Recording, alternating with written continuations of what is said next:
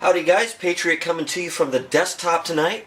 I know that the videos have been a little bit slow lately, but whenever I try to put one together, I'm reminded about how much work this stuff can actually be. This is my second night of trying to get this video out. I think it's about take 6 or 7.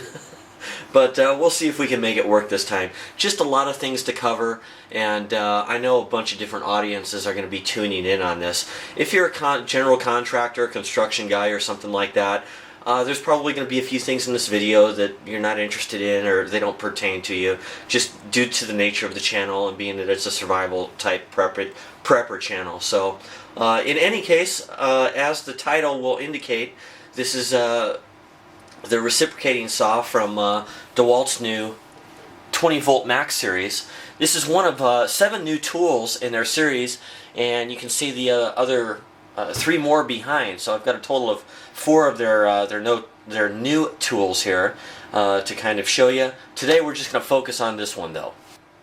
So the one I've got in my hand here is the DCS 380 reciprocating saw with 4-position blade holder. This is a variable speed saw, up to about 3,000 strokes per minute on this one. It's got a lot of power to it. This saw here has got more power than my corded version Black & Decker that was given to me by somebody. Admittedly, it's a little bit tired, but this thing just would chew it apart. You can see here I've got the 3 amp hour 20 volt lithium ion battery, and the main thing that distinguishes this one from the old XRP lithium ion series is the slide off battery. The other system used the battery stock that went up through the handle, and I've got a picture of that over here on the computer. You can see right here the old style lithium ion, same capacity if I remember correctly. Doesn't tell me there on their page. I believe it was a 3 amp hour as well, a little bit heavier than this battery, but because of that battery stock that has to go up through the handle, it really dictated the size and shape of this handle. Now DeWalt first kind of dug into this concept last year in 2010 with their 12 volt max series, and this year they carried it on through to their higher voltage line. Now the voltage, interestingly, is still an 18 volt system. The reason that they call it a 20 volt max is because that's the maximum voltage of the battery. Under a working load, it's typically about 18 volts. The reason that they did that was to prevent any misidentification or misunderstanding with their old 18 volt XRP lithium ion, since it's also a lithium ion battery. So that was part of that designation, just to keep things straight. This will handle a 1.5 amp battery that I just grabbed off of the compact drill driver. You can see that that fits on there as well. This saw is pretty compact overall. It weighs 5.90 pounds naked. That's with no battery, and with a 3 amp hour battery on there, it comes at 7.29 pounds if my memory serves me correctly. It was going from the other night when I weighed it. Oh, and quickly on batteries, I almost forgot to show you the charger. We'll slide this back off of here. This is the 3 amp hour battery again. Here's the charger plugged in. It's got some contacts here. It goes into 1, 2, 3, 4, 5 corresponding slots here in the battery. You turn the battery upside down, it slides onto the channel this way. You'll see the blinking LED indicator come on. When it's blinking, it means that it's charging. When it goes solid red, it means that the charge is complete. And another thing that I like that DeWalt has done here, you'll see this here is actually compatible with their 12 volt max series. So if you have a 20 volt max series like this, you have a set, and you have a 12 volt system as well, you can carry one charger with you while you're out in the field or away from home or whatever, and that will do both your 3 amp hour, your 1.5 amp hour 20 volts, and your 12 volt max series. Really handy. I'm glad that they thought of that. Now if you want which I'll probably do. You can pick up a 12-volt charger that will work off of a cigarette lighter or any 12-volt system. So that would be handy. Let's say if I was up in the woods or up camping, that sort of thing.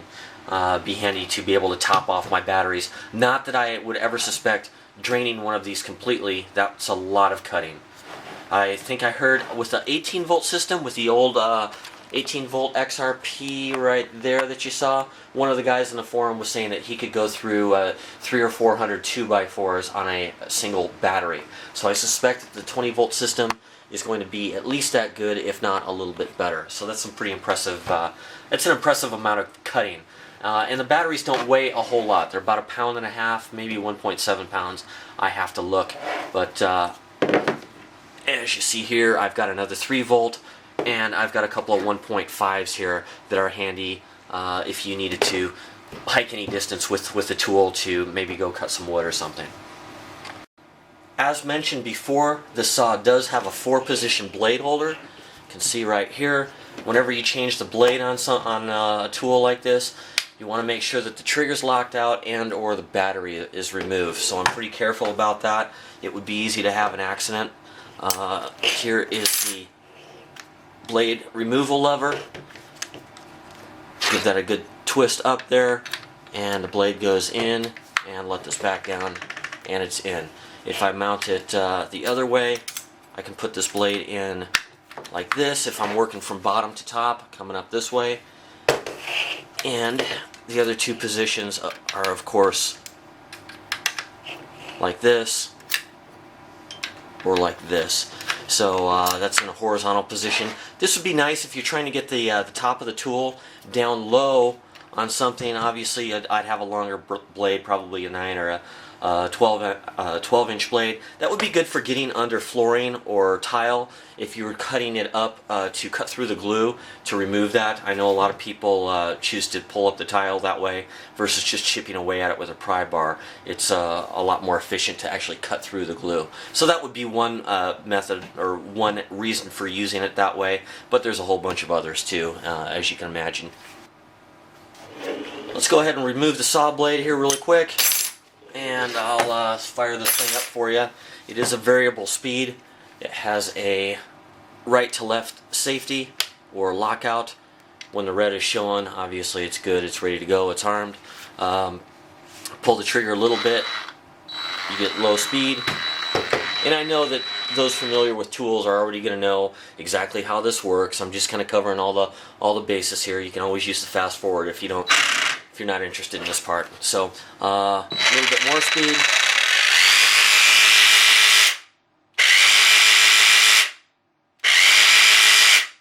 So as you can see, that thing really cranks up to 3,000 strokes a minute on full output. And I almost forgot to mention, it does have a 3-position shoe on it. If you push in this yellow button here on the side, the shoe can be extended a couple different lengths or be taken out. This is actually handy when the front end's full of metal shavings or dust or whatever, and you just want to clean it out.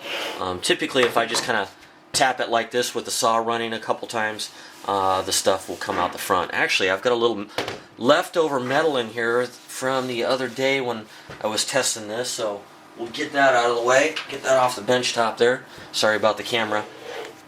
But anyhow, it's real handy for that. The shoe, of course, for those who don't know, is so that you can plant this firmly up against your work surface. That way the saw is not oscillating back and forth as you're running the blade there. The other thing, depending on where the shoe is set, it allows you to use a different portion of the blade. So if you start with this thing like this, obviously this small portion of the blade here is going to wear in that 1.5 inch, or I'm sorry, that 1.1/8 inch stroke in which this thing is oscillating back and forth or reciprocating.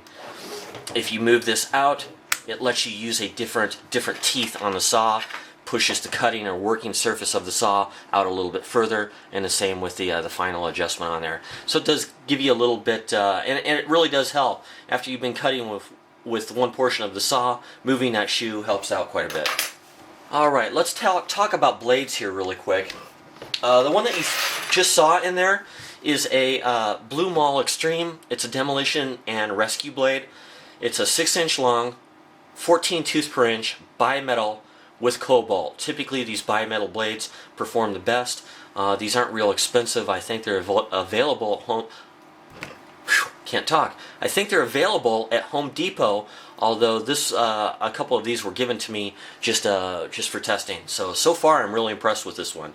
I'll probably pick up some more, also in different TPIs or tooth per inch counts. Let's try some more here. This one here is a demolition blade. This is a 9-inch long, carbide tipped.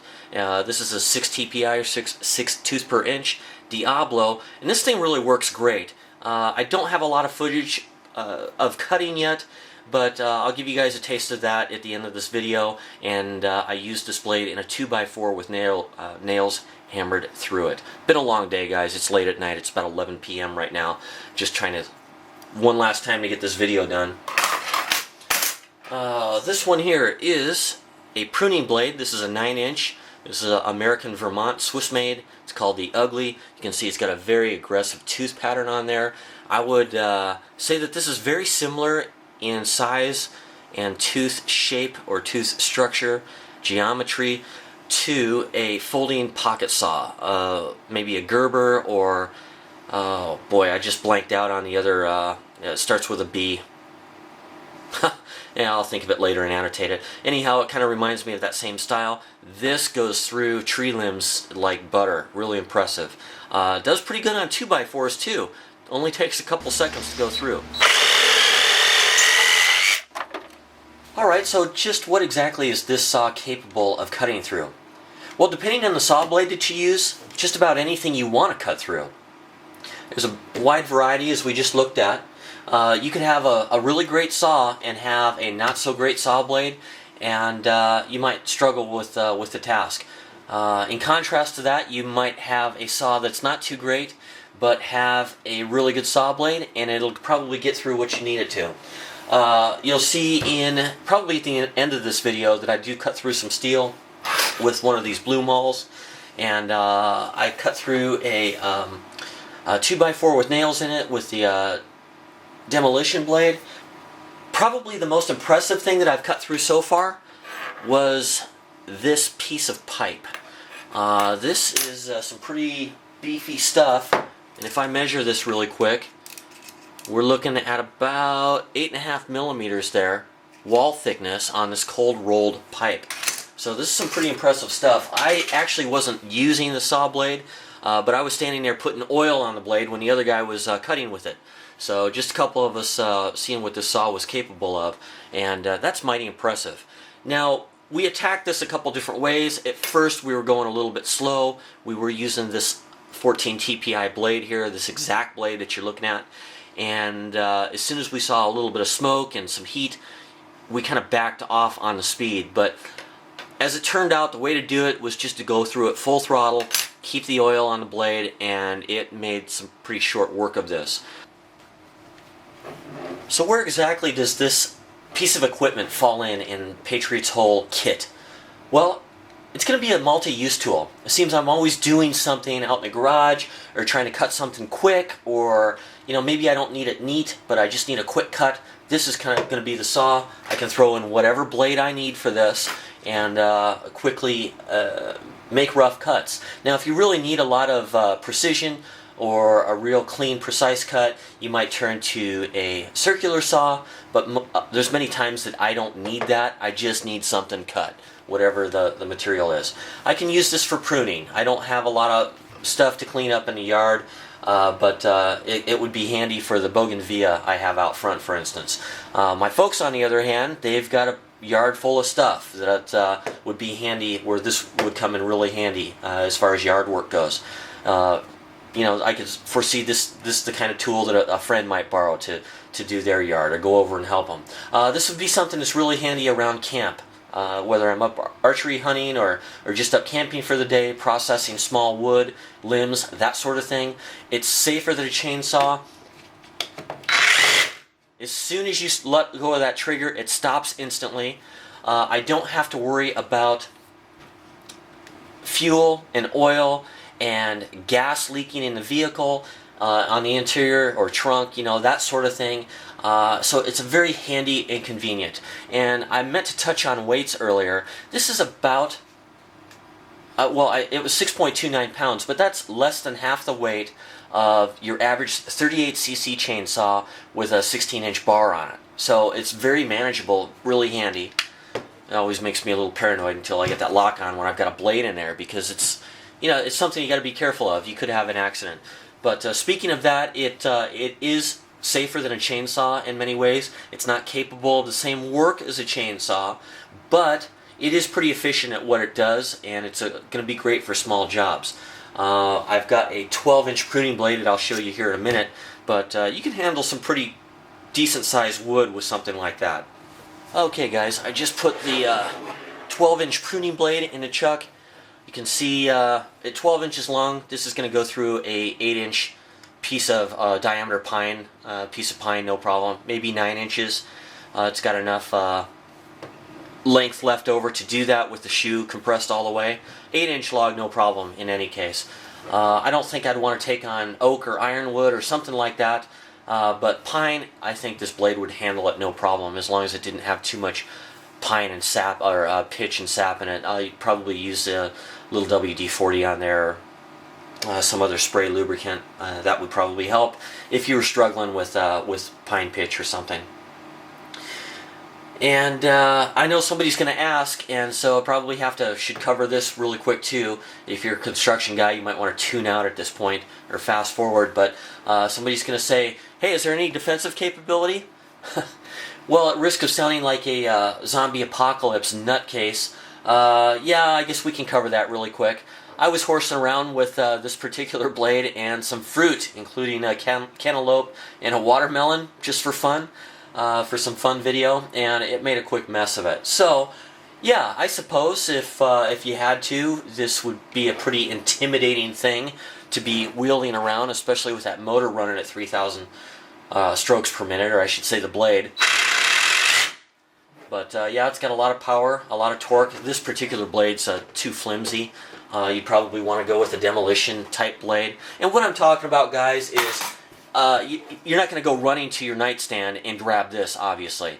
But if this was already in your hand, let's say you're a firefighter, something like that, you're on your way to a rescue, you're going down a hallway, and there's a 125-pound Rottweiler mixed junkyard dog sitting over at the end, and he's showing his teeth.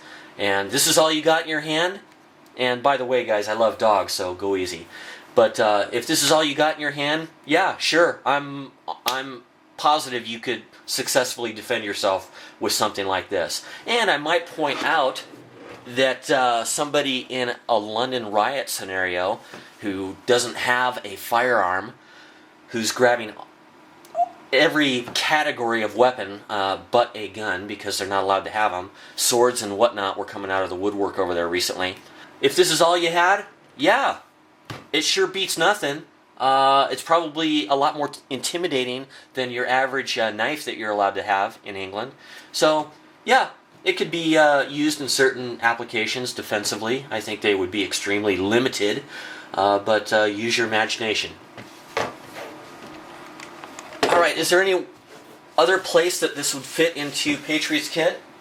Yeah, I think so. You remember this one? The Dead-On Annihilator? This is that demolition hammer. And you remember the 17-inch ripping chisel here? If you go to my one of my videos called, what was it called? UPT, or Urban Primary Tool.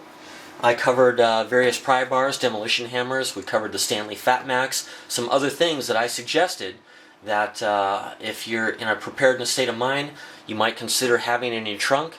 You're not going to carry this stuff around in a backpack, but if you had access to something like this in your vehicle, and you had time to grab something like this, basically what we're looking at here is this capability as a rescue tool, or a way to get through structures in order to help somebody out in need. So yeah, with this in a vehicle with an assortment of blades, rescue blades, demolition blades, that sort of thing, you can bring this into action pretty quick. So yeah, it certainly would fit in with this group. And before we sign off here, I should talk about price. This kit came as a 2-tool set with the hammer drill, and I believe it was a DCK 292L2. If I remember correctly, I'll annotate that if I'm wrong. But I believe that kit retails for $349. Just like any electric tool system, you're buying into the battery system. So buy a battery system that you like. This one's brand new from DeWalt. They're probably going to have this system for a long time, just like they did their 18-volt series that eventually went to lithium-ion before going to this 20-volt max series. So you're buying into a system. When you buy the tool in a combination pack, the price goes down. If you try to buy something like this by itself, you're looking at, I think this hammer drill is $299 or $249, and you buy the set for $349. So it's that kind of a thing. They're going to discount it heavily the more tools you buy. You buy a 4-tool kit, you'll get more of a discount. You buy a 5-tool kit, you'll get more of a discount. So there's more value in buying the larger kit. This is actually 2 separate kits, but we'll cover those another time. Alright guys, that's going to be it for now. I'll let you go on to watch some of the video that I took of this in action. You'll see some more in the future, just because we've only just touched on the capabilities of this. I probably won't drone on about it forever, but you'll see at least one more video dedicated to this tool. Thanks a lot for watching, and enjoy the rest of the segment here.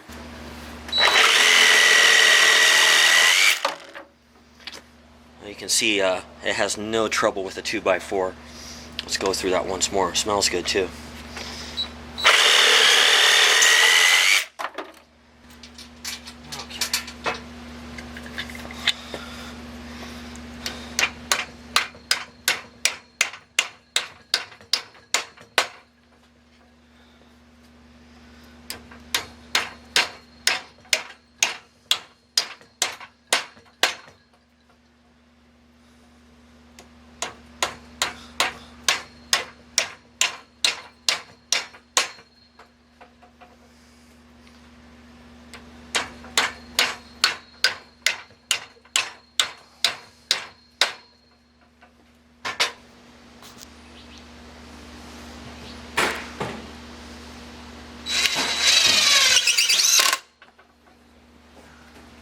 Glasses, yeah? Okay.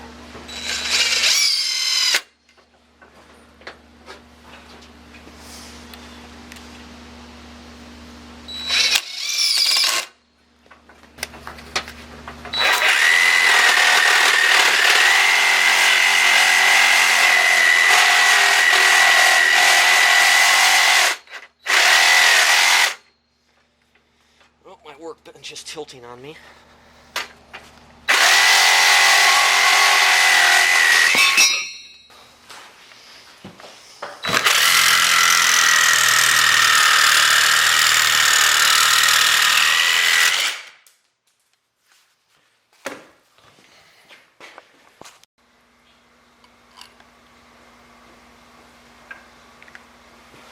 Okay, going again.